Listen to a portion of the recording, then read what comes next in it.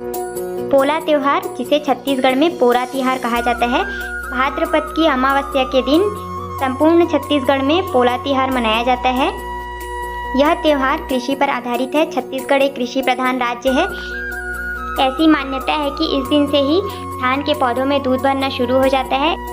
इस दिन कृषक अपने बैलों को नहला धुलाकर उन्हें विभिन्न प्रकार के आभूषणों से सजाकर उनकी विधिवत पूजा अर्चना करते हैं एवं उन्हें विभिन्न प्रकार के पकवान खिलाते हैं। छत्तीसगढ़ में इस दिन विशेष रूप से ठेठरी कुर्मी बनाया जाता है एवं उन्हीं का भोग लगाया जाता है।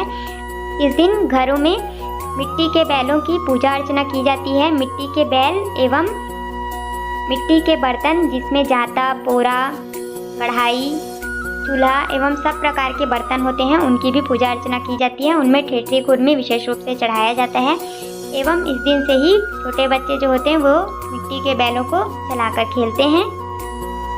बैल जो कि किसानों को कृषि कार्य में मदद करते हैं, उन्हें धन्यवाद ज्ञापित करने के लिए यह पर्व मनाया जाता है। ऐसा कहा जाता है कि इसी दिन भगवान कृष्ण ने पोलासुर नामक राक्षस का वध किया था, इसलिए भी इस दिन को पोला कहा जाता है।